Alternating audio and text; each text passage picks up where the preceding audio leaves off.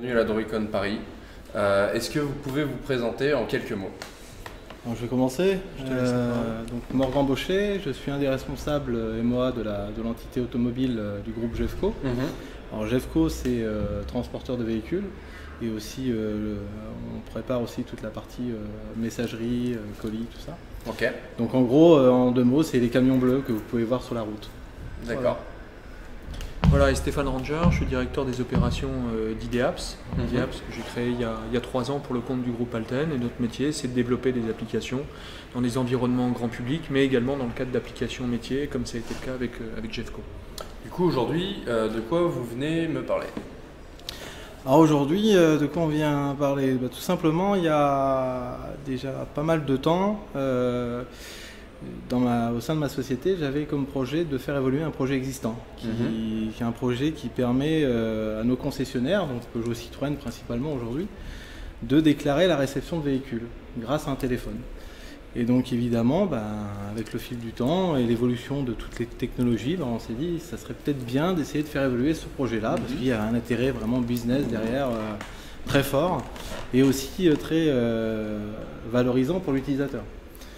Donc on a commencé à regarder un peu tous les types de technologies qu'il y avait autour de nous et on est arrivé à la conclusion aujourd'hui on frôle sur 2 environnements aujourd'hui, parce qu'on est toujours à l'étape de POC. Ça sera validé d'ici le mois de fin juin. Donc là on ne peut pas trop dire si c'est plus l'un ou l'autre. Donc aujourd'hui on bascule entre Windows Phone 8 et Android. Bon, évidemment il y a des avantages et des inconvénients des deux côtés. Mais l'idée principale de ça, c'était de pouvoir demain proposer des nouveaux smartphones aux concessionnaires pour déclarer les réceptions en automatique des véhicules grâce à des nouveaux tags NFC et RFID. Donc du coup, on s'est dit, avec la partie Android, on a commencé à chercher et puis indirectement, on est très vite tombé sur la société de Stéphane qui nous a été longuement recommandé par beaucoup de monde pour pouvoir travailler main dans la main avec lui pour le développement applicatif de cette appli. Du coup, comment ça se passe le développement d'une application métier aujourd'hui dans le secteur de la mobilité avec les technologies comme Android? Alors, concernant par exemple ce qu'on a réalisé dans le cadre de Jeffco, alors dans les applications, alors c'est vrai que dans le cadre des applications grand public qu'on peut être amené à développer, nos clients ont, on va dire, une idée relativement précise de ce qu'ils veulent. C'est des gens comme TF1, comme la SNCF. Dans le cadre des applications métiers, le brief initial peut être plus ou moins précis. Donc, il y a tout un travail d'accompagnement à travers des ateliers pour un accompagnement à la conception même de l'application d'un point de vue ergonomique et ensuite design. Voilà. L'objectif étant, notamment sur des activités comme celle de Jeffco, de créer de la valeur pour l'utilisateur dans son travail au quotidien. Et c'est vrai qu'aujourd'hui les terminaux le permettent, les technos le permettent également, donc voilà, c'était la conjugaison de ces 2 éléments qui nous a permis d'avoir un POC plus qu'abouti, avec une techno qui est le NFC, avec des interfaces qui sont plutôt très sympas sur des terminaux, que ce soit sur des S3, des S4, ou on avait même monté ça sur des Galaxy Notes, et qui permettent vraiment d'aller dans le détail et d'enclencher des contrôles qualité véhicules qui étaient jusqu'à maintenant faits sur du papier. D'accord. Et aujourd'hui, vous êtes présent à la Droidcon. Qu'est-ce qui vous amène? Alors, nous, principalement, le but il était double. C'était déjà pour montrer notre soutien vis-à-vis de notre partenaire avec lequel on a travaillé sur ce POC, mais aussi pour montrer que Android, c'est tout un écosystème bien à part entière par rapport au grand public, mais c'est aussi maintenant un écosystème pour le monde de l'entreprise. Et aujourd'hui, donc Jeffco fait partie de ces sociétés qui commencent à aller de l'avant vis-à-vis des nouvelles technologies, et on était là aussi pour montrer que avec quelques idées, les bons partenaires évidemment, on peut réussir des super projets pour répondre vraiment à des besoins métiers, pour essayer de valoriser tout ça et puis évidemment d'essayer de gagner en gains financiers. Côté IDEAPS, c'est présenté, puisqu'on est sponsor en fait de Droidcon et de l'événement, c'est d'exposer en fait nos réalisations, que ce soit celle de Jeffco et puis également ce qu'on est amené à développer dans tous les autres environnements sectoriels. Et puis on est sur une dynamique de croissance qui est très forte, donc je pense que c'est le meilleur événement, ou en tout cas le plus pertinent pour se faire connaître également auprès de la communauté de développeurs, puisqu'on développe beaucoup sur Android. On a 2 centres de développement, un à Paris et un à Rennes. Voilà, et c'est l'occasion idéale pour nous que d'aller à la rencontre des développeurs. Les applications métiers, est-ce que vous avez le sentiment que c'est un sujet qui monte, qui est encore appelé à monter dans les années à venir ? Ouais. Alors, on l'a observé depuis maintenant un peu plus d'1 an, mais de manière très significative. Avant, elles étaient encore, on va dire, au niveau de certains balbutiements, parce qu'il y avait beaucoup d'existants sur des PDA, sur de vieilles versions de Windows et autres. Et depuis, oui, alors ça commence à se généraliser avec le développement des tablettes sur toutes les forces de vente, quelles qu'elles soient, qu'on soit dans le secteur de la logistique, qu'on soit dans le secteur, mais quels que soient les secteurs d'activité à la limite, hein, qu'on soit dans les, je sais pas, dans les ciments, mais comme dans le textile ou peu importe. On retrouve également beaucoup de populations techniques, des techniciens de maintenance, des techniciens d'astreinte. Voilà, on le fait. Ce sont des gens qui sont amenés à se déplacer à se déplacer. Voilà, la géolocalisation est importante, les imputations sur les temps. Voilà. On va retrouver ça également beaucoup sur des applications d'audit de qualité, sur véhicules par exemple avec Jeffco, mais on le retrouve également dans d'autres environnements parce que les outils sont pertinents pour le faire. Et puis de plus en plus également de dashboards pour des comités de direction, pour des directeurs qui veulent piloter en temps réel l'activité de leur division. Après, les compétences, au-delà des compétences qui sont nécessaires au développement de l'application en elle-même sur un smartphone ou sur une tablette, la complexité, c'est ensuite de venir interfacer ces applications métiers sur le SI de l'entreprise, que ce soit sur du SAP, que ce soit sur de l'Oracle, etc., etc. Voilà. Donc là, il faut des compétences parallèles qu'on a intégrées également et qui nous permettent de monter une solution vraiment clé en main de bout en bout. La DSI d'une entreprise, c'est souvent vécu par les employés comme quelque chose d'un peu ringard, avec des temps de mise à jour logiciels qui... Voilà, il faut que la DSI teste avant de pouvoir déployer, etc. Ce sont des choses un peu longues. Aujourd'hui, est-ce que justement les applications métiers qui débarquent dans le domaine du smartphone, qui est quelque chose qui vient du monde grand public, est-ce que c'est pas une modernisation aussi de la façon de gérer l'outil informatique dans le monde de l'entreprise ?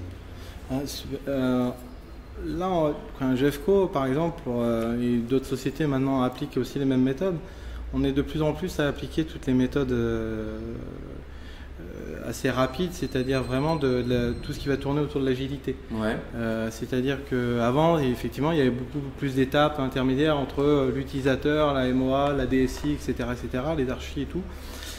Maintenant, on est plus amené à dire travaillons directement avec l'utilisateur, concevons directement avec lui les écrans qu'il va utiliser demain, parce que le but c'est pour lui, c'est pas forcément pour la DSI ni la maîtrise d'ouvrage. Et donc, grâce à ces nouvelles méthodes, on arrive quand même à accélérer considérablement toute la validation des procédures. Et puis après, faut savoir aussi, c'est que avant, il y avait beaucoup de procédures qui étaient lentes parce qu'on faisait beaucoup de développement en interne avec des grosses structures. Aujourd'hui, par exemple, nous, on a fait le choix de construire tous nos systèmes back-office en interne, de construire nos web services, et après de faire appel à des sociétés comme IDEAPS pour développer les applications, parce que c'est eux qui ont le savoir-faire de l'outil, ne serait-ce qu'en termes d'ergonomie, en termes de design, et puis aussi dans tout le suivi et la manipulation de l'application. Et donc du coup, on a une réactivité qui est beaucoup plus forte, parce que nous, le temps qu'on développe le back-office, ils ont déjà le temps de développer le savoir-faire, de développer la partie applicative, et on peut l'ajuster très rapidement.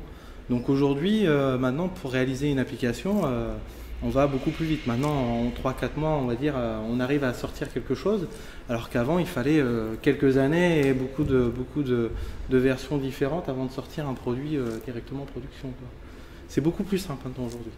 Est-ce que c'est un avis que vous partagez, j'imagine ? Oui, tout à fait. Et puis en parallèle, ce qu'on peut dire également, c'est que les DSI ont un peu subi une partie du mouvement. Moi, je l'ai observé notamment dans toutes les forces de vente de grands groupes. C'est-à-dire que très souvent, l'intégration de nouveaux devices, type tablette, ont été à l'initiative d'un DG ou d'une direction commerciale qui, indépendamment de l'avis de la DSI, ont souhaité équiper leurs forces de vente de tablettes, parce qu'ils considéraient que c'était aussi une manière de communiquer à travers l'outil sur une image innovante, pertinente, voilà, en clientèle.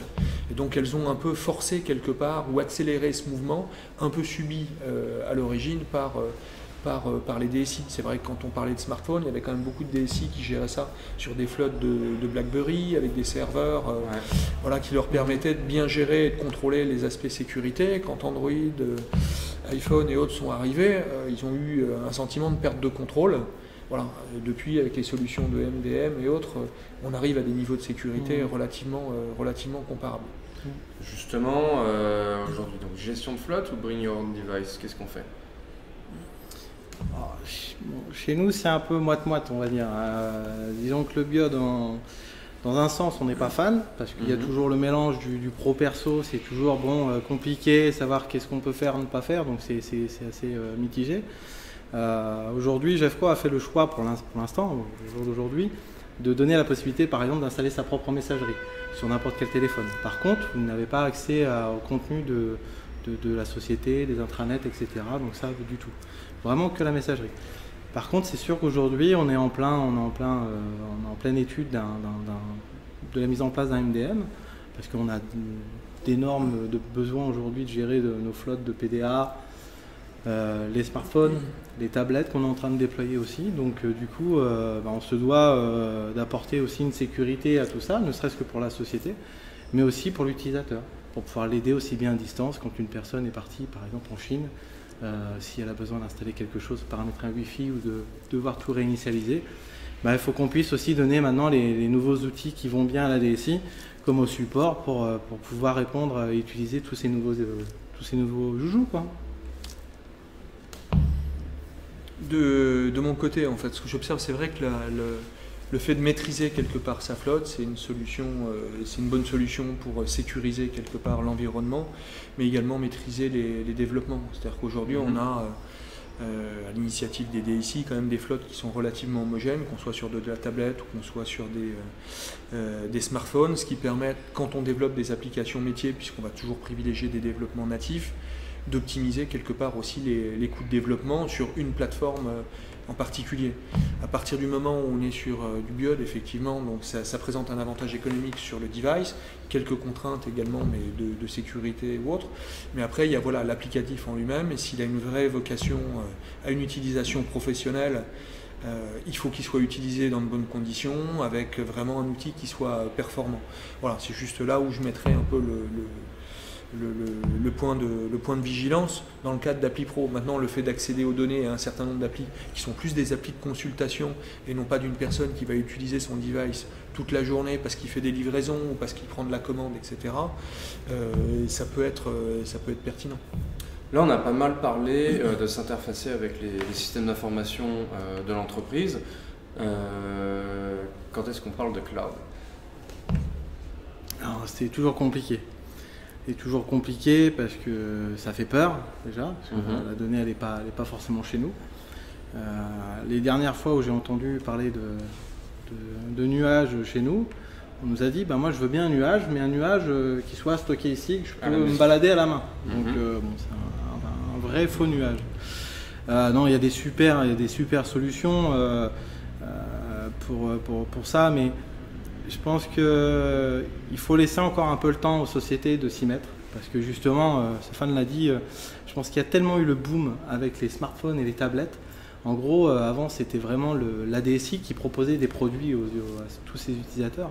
Et maintenant, c'est le contraire. Maintenant, c'est l'utilisateur qui va voir sa DSI en disant « Mais moi, je veux travailler avec ça. Je veux le travailler à la maison, mon copain travaille avec. Moi, je veux travailler aussi avec ça. » Et donc du coup, déjà, il y a toute une nouvelle politique à remettre en place, une nouvelle philosophie. Je pense que toute la partie du cloud va venir avec des grosses solutions qui sont tout à fait, à mon goût, complètement géniales, comme la partie Google Entreprise. C'est tout à fait fantastique cet outil. Vous en avez d'autres comme ça, identiques, mais je pense ça demande encore un certain recul pour des grosses structures. Si on était un peu plus petit, je pense que ça serait fait depuis très longtemps. Moi personnellement, à la maison, c'est ce que j'utilise, c'est ce qui est le plus facile. Mais c'est vrai que dans le côté de l'entreprise, il y a toujours ce risque de dire c'est pas ici, je sais pas trop où c'est. Il y a le côté de la peur de la maîtrise. Je pense qu'il faut vraiment se pencher, il faut qu'il y ait des références, ça va prendre le temps. Je pense que là, ça va prendre un peu plus de temps, mais ça va venir. De toute façon, ça fait partie de l'évolution des technologies. Est-ce que vous suivez un petit peu l'actualité high-tech? Un petit peu par la force des choses. Oui. Est-ce que vous avez suivi Google I.O. 2013? Ouais, un petit peu aussi. Ouais. Voilà, je rembobine, je recommence. Qu'est-ce que vous en retenez? Moi, principalement, c'est ce que j'aime avec cet événement. Comme il y a quelques jours, là, j'étais à l'événement Atmosphère. Ouais. Ce que j'aime voir, c'est la réaction des gens. Comme ici, c'est de voir toute cette communauté, cette envie. Il n'y a pas le côté tiens, je fais mieux que toi ou mieux que toi. Non, c'est plutôt le côté essayer à chaque fois qu'on crée quelque chose, d'essayer de fédérer pour essayer d'aller encore plus loin. Et c'est cet esprit-là que j'aime beaucoup avec Android. Et c'est vrai que côté Google I.O., je trouvais que c'était encore très fédérateur. C'était d'essayer de remontrer, de recentrer tout ça, d'aller encore plus loin qu'avant.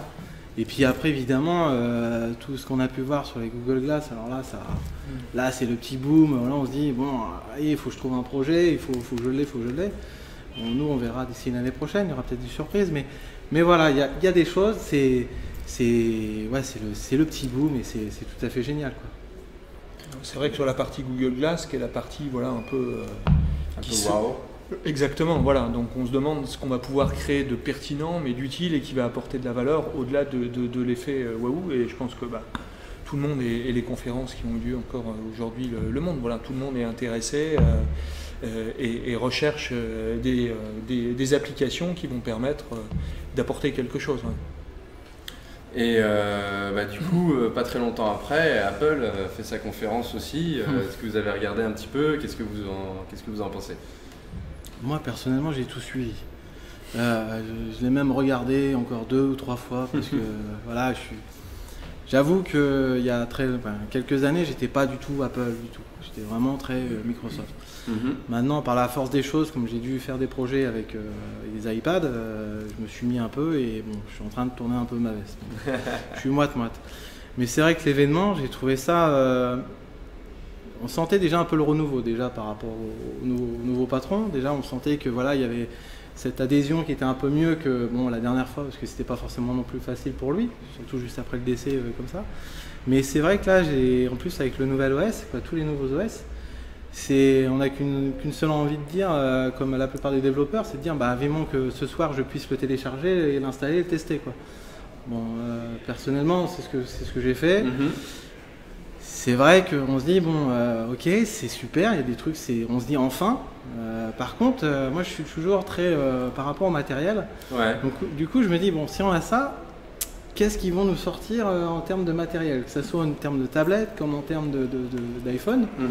Un petit peu de déception sur la partie Mac parce que je m'attendais à avoir un petit truc pour donner un peu plus envie. Mais c'est toujours plaisant et moi je suis le premier devant mon Apple TV le soir à la maison à regarder avec le casque pour pas entendre de bruit, être tranquille et puis à regarder parce que je trouve ça beau, je trouve ça comme un bon film. Non, c'est bien, c'est vivement la sortie officielle et puis vivement surtout les nouveaux produits, quoi. D'accord. Ouais, je pense que c'est surtout ça en fait sur les produits. Je pense qu'il y avait besoin d'un vrai renouveau sur l'OS. Il semble être là. Sur les terminaux, on est allé quand même sur quelques déceptions sur les précédentes sorties et une grosse attente, voilà, qui sera importante pour la suite, quoi. L'autre grosse compagnie américaine dans ce secteur, c'est Microsoft. Tout à l'heure, on a parlé de MDM, d'application métier. Est-ce que Microsoft Exchange a du souci à se faire? On a un peu l'impression qu'aujourd'hui, ils se font mordre par du Google Apps et autres solutions équivalentes. Moi, je serais assez mitigé quand même parce que on travaille beaucoup avec Microsoft. On voit beaucoup de choses aussi avec eux, évidemment, sur l'avenir.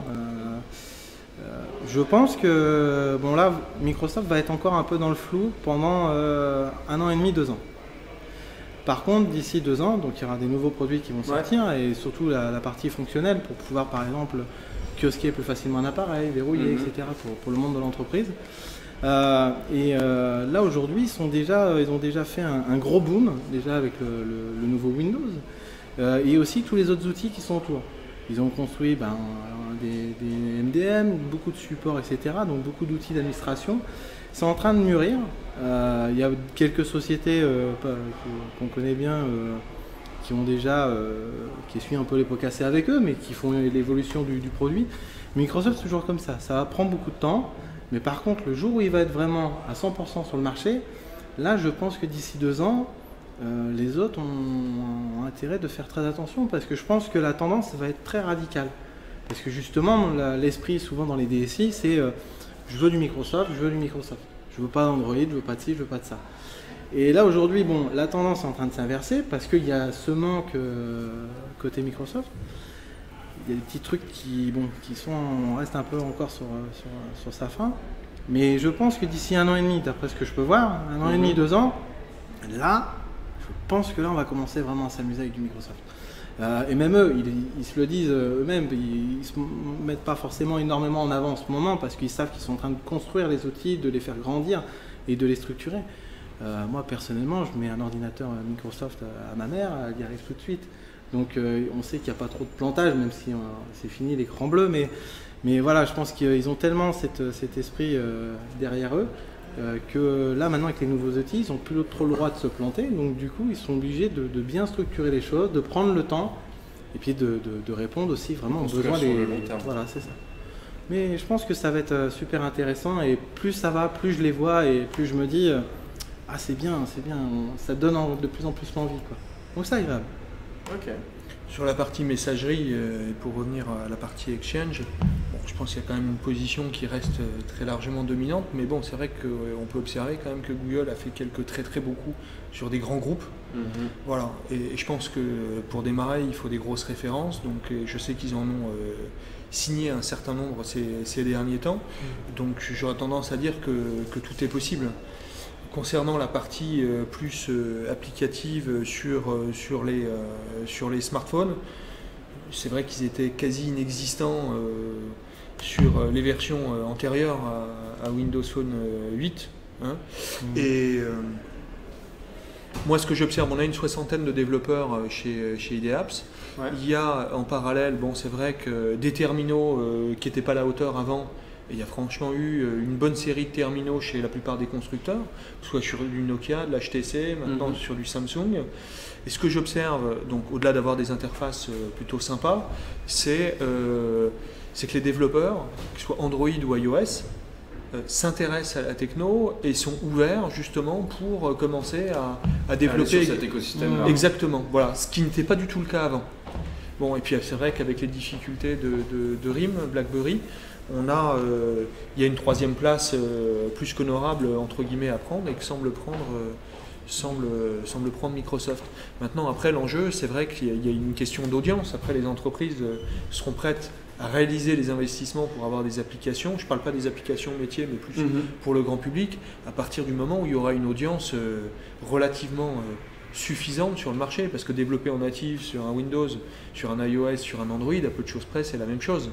En revanche, quand on commence à parler de retour sur investissement par rapport à l'audience touchée, c'est vrai que l'investissement, il est à prendre en compte côté Windows. On a une petite question qui me parvient. GFCO a participé au Orange NFC Awards. Oui. Nous, on était membres du jury. Qu'est-ce que vous avez pensé de ce genre d'initiative et qu'est-ce que vous retenez des participations que vous avez vues? Alors déjà, j'espère que vous avez voté pour nous. Non, en tout cas, c'est ce que j'ai déjà dit côté Orange. L'initiative, j'ai trouvé ça tout à fait génial. Typiquement, pour être très clair, c'est vrai que nous, côté GFCO, on n'avait pas forcément besoin d'être au sommet du podium.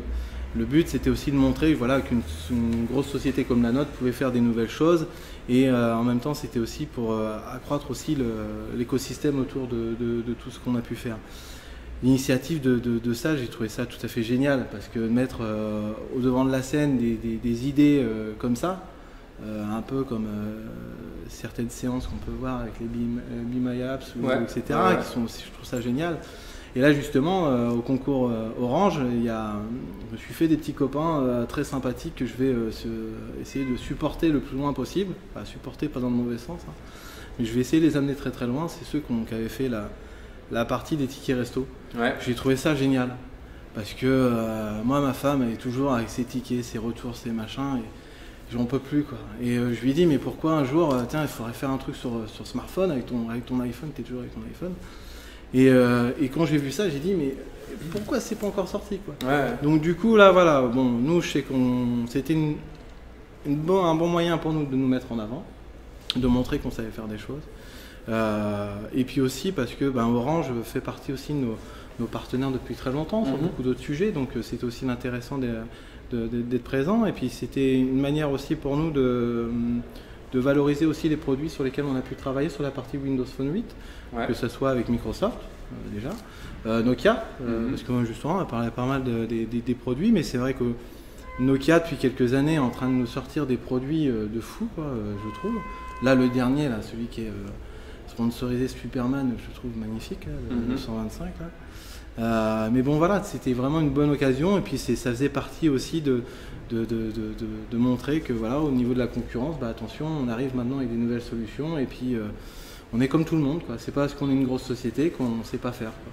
Alors justement, être une grosse société parmi des indépendants, des startups, etc. à ce concours, ça doit faire un sentiment un petit peu étrange, non ? Un sentiment étrange, disons qu'on se pense toujours qu'on doit faire mieux que les autres parce qu'on est plus gros.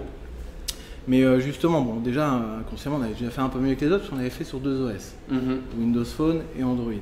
Mais l'idée n'était pas forcément que là, c'était aussi pour montrer toutes les innovations qu'on avait pu réaliser, parce que c'est pas forcément non plus très facile de montrer à tous et d'expliquer un peu toutes les innovations qu'on a pu réaliser.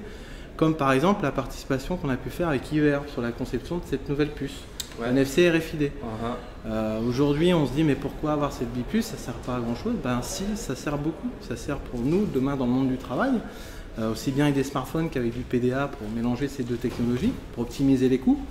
Mais demain, typiquement, on pourrait très bien avoir ça sur une étiquette de vêtements et vous arrivez avec votre smartphone dans la boutique, vous avez toutes les infos, vous pouvez passer commande directement, passer commande dans les boutiques. Donc en gros, vous n'avez plus de stock. Donc ça c'est génial, vous payez directement avec votre smartphone, même pas besoin de NFC.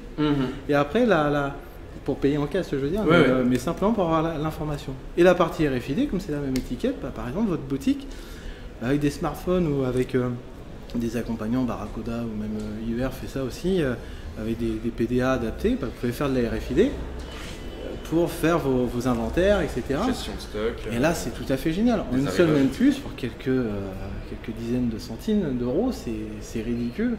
Et derrière, avec votre petit back-office, vous faites des trucs tout à fait géniaux.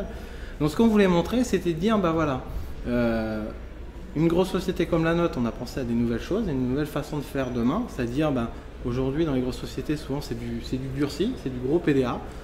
Nous, on a dit, le PDA n'est pas forcément une obligation constante. Là aujourd'hui on a dit, on a trouvé des smartphones durcis, je vais citer par exemple le Samsung, donc que ça soit le Discover 2 ou là dernièrement celui, je suis impatient de l'avoir en main pour pouvoir enfin tester avec Stéphane, c'est le Samsung S4 Active, où je compte beaucoup pour peut-être mes futurs déploiements, mais c'est pour montrer qu'à tout le monde, n'ayez pas peur d'aller de l'avant, soyez fous, parce qu'il n'y a que comme ça qu'on avance. Et que même les grosses sociétés, des fois, elles ont besoin de ce point d'innovation pour avancer et justement pour répondre à des nouveaux besoins métiers, quoi. C'est vraiment pas, c'est pas pour dire je vais travailler avec un Samsung. Non, c'est qu'il y a vraiment un intérêt. On va gagner en coût de PDA, on va gagner en coût de maintenance, on va pouvoir mettre un MDM derrière pour gérer la flotte, etc. Il y a vraiment un intérêt métier et même aussi financier derrière tout ça. Ok. Est-ce que vous bossez majoritairement avec des grosses entreprises comme clients? Ouais, on travaille de plus en plus avec des structures en fait qui sont importantes aussi sur le web, mais historiquement, c'est vrai que notre positionnement, il était plutôt avec des grands groupes. Et est-ce que vos autres clients sont aussi demandeurs d'innovation? Parce que là, on a un GFCO qui veut avancer, qui veut innover, qui se présente à des concours. Nous, personnellement, on trouve ça vraiment extrêmement cool. Et on a assez rarement vu ça en fait, pour être honnête. Est-ce que vous sentez une demande pour aller encore plus loin sur l'innovation auprès d'autres clients aussi? Oui, alors bon, ça va dépendre aussi si on est toujours en environnement métier ou plutôt en environnement grand public. On l'a vu à une certaine époque sur tout ce qui était autour de la réalité augmentée. Mais plus récemment, on le voit de plus en plus sur tout ce qui tourne autour de la 3D embarquée. On l'a fait avec Larousse, notamment sur leur Atlas, sur toutes les interfaces pour les enfants, pour la jeunesse, qui permettent vraiment d'avoir un échange avec la dimension tactile et une plateforme 3D qui est pertinente. On le verra prochainement pour un grand groupe de télé pour lequel on a réalisé des applis full 3D. D'accord. Voilà, sur tablette, sur Android et sur iOS. Donc il y a une demande, il faut qu'elle ait un intérêt pour l'utilisateur, mais évidemment, à partir de ce moment-là où elle est créatrice de valeur, les clients sont assez à l'écoute. Ok. Bon bah écoutez, je vous remercie beaucoup pour cette très belle entrevue, et puis bah écoutez, on va se croiser dans les couloirs de la DroidCon. Avec plaisir. Merci beaucoup, à bientôt. Merci. Bonne fin d'après-midi. À vous aussi.